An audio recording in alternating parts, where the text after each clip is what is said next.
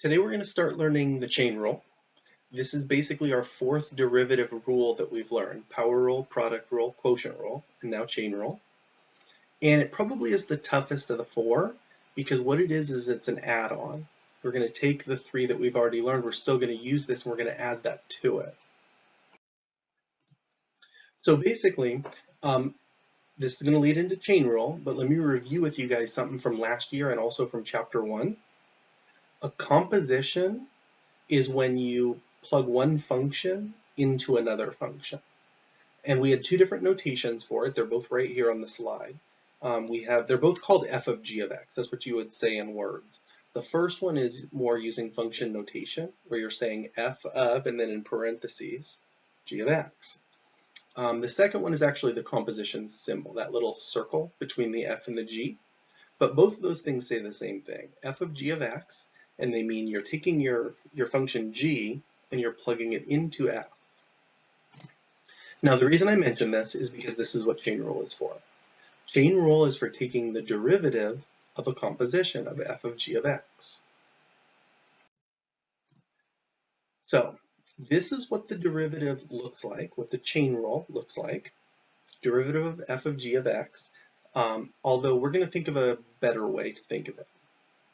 But basically, if you're taking the derivative of composition, f of g of x, you have f prime, that's the derivative, of g of x. You leave that g of x part. You don't take the derivative of that, you leave it. You take the derivative of the f part, but then you also have to multiply by g prime. That's when you take the derivative of g.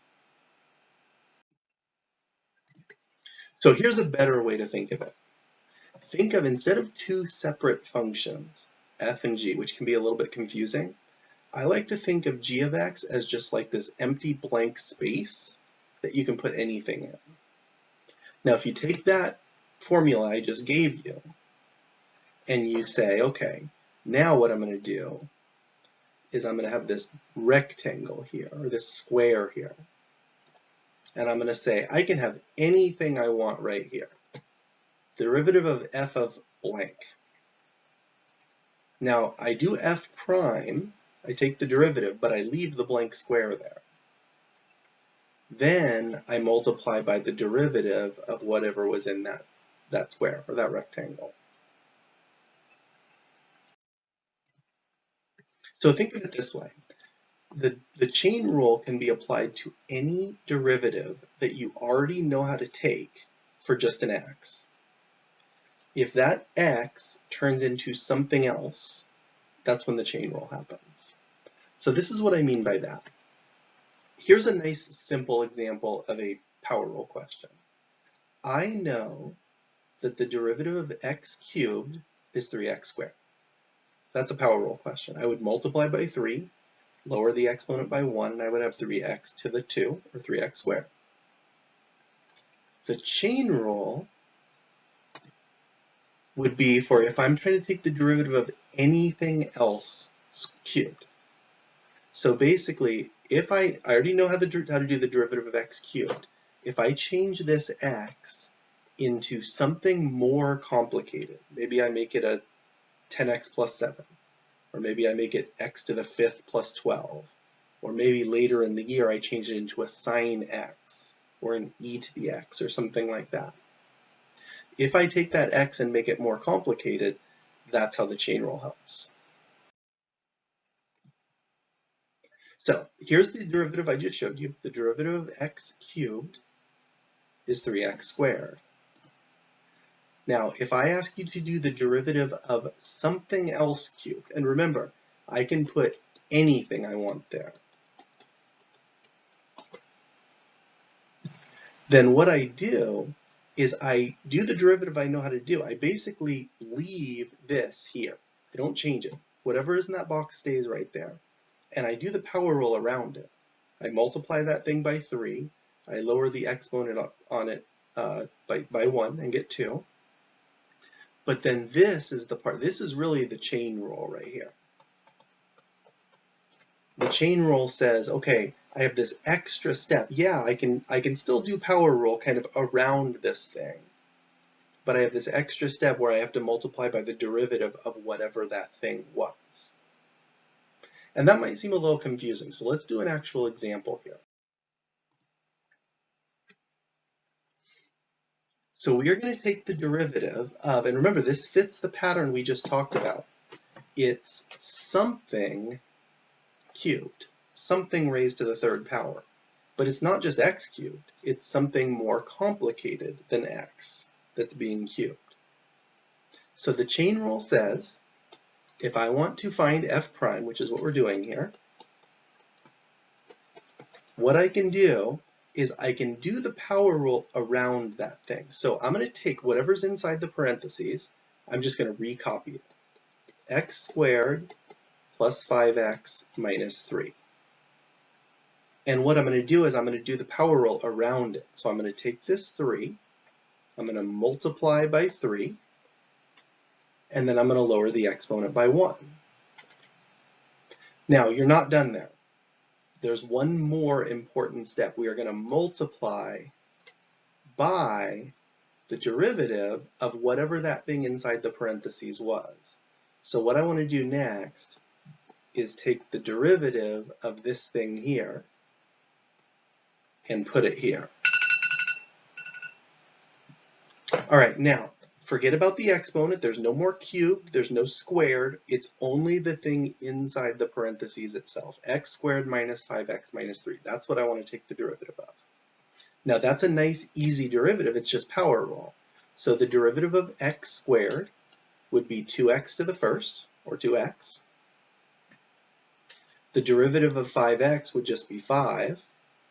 And the derivative of negative 3 is 0. It disappears. So basically, that's the chain rule. I got to remember to multiply by that extra factor there. In this case, it ended up being 2x plus 5. And that's basically the final answer. Sometimes it can be cleaned up a little bit, but not this one. So I'm just going to box this one up. And that's my final answer. And that's how the chain rule works. Remember, the chain rule can be done for anything.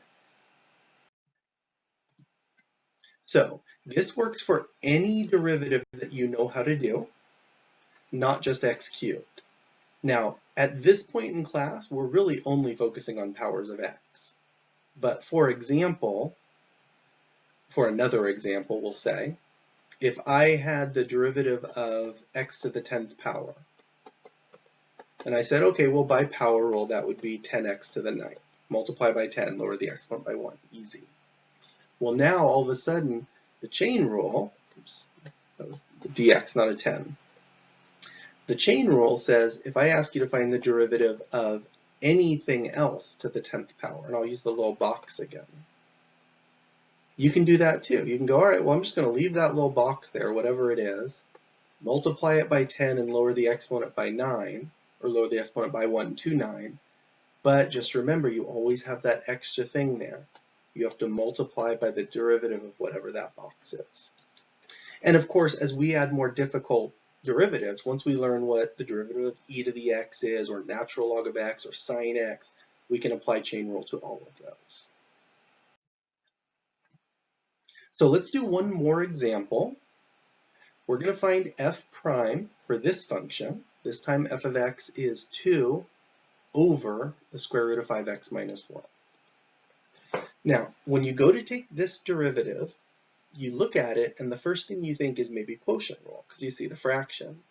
But remember, and we did an example kind of like this one in our last video, because that's a constant on top, it's a 2, I can actually avoid the quotient rule on this one. So let's rewrite this one a little bit before I start the question. Let's do, well, the first thing, and I would do this anyways, no matter what I'm doing. Every time I see a square root, I'm going to rewrite that as a 1/2 power. So instead of the square root of 5x minus 1, I'm going to write it as 5x minus 1 to the 1/2. But then I'm going to go one step further, and I'm going to write it as, instead of 2 over 5x minus 1 to the 1/2, I'm going to write it as 2 times 5x minus 1 to the negative 1/2. That's the same thing. And now all of a sudden it's just a power rule question. You don't have to do quotient rule. So to me, that's a lot easier. I would definitely do that. If you did quotient rule, you would still get the right answer. I'm not saying you can't do quotient rule here. I'm saying it's easier if you don't. All right, so now that we've rewritten the question, I'm going to copy it down here again. Now let's do the derivative. Let's do f prime. So when I go to find f prime of x here, what I'm going to do, now what I have is a power rule on the 1/2, and it's not x to the 1/2, it's something more complicated than x. That makes it a chain rule question. So what I'm going to do is I'm going to leave the 5x minus 1. That's basically the little empty box that I used for the notes.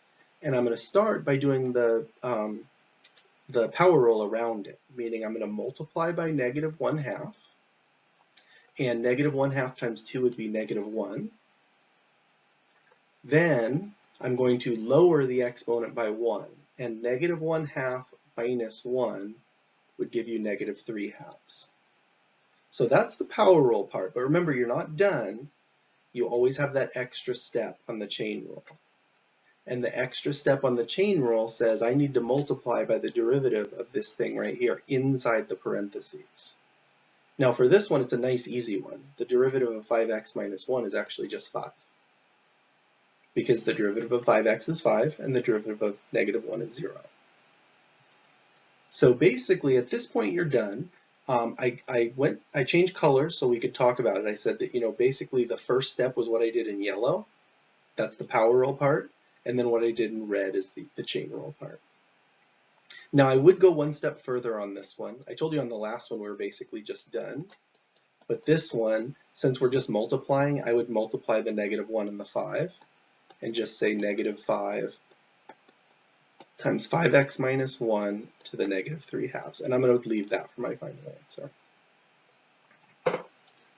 So there's a couple examples of chain rule. Remember, what chain rule is anytime you think to yourself, I know how to do this derivative if it's just an x. But it's not just an x, it's something bigger, more complicated than an x. That's definitely a chain rule question every single time.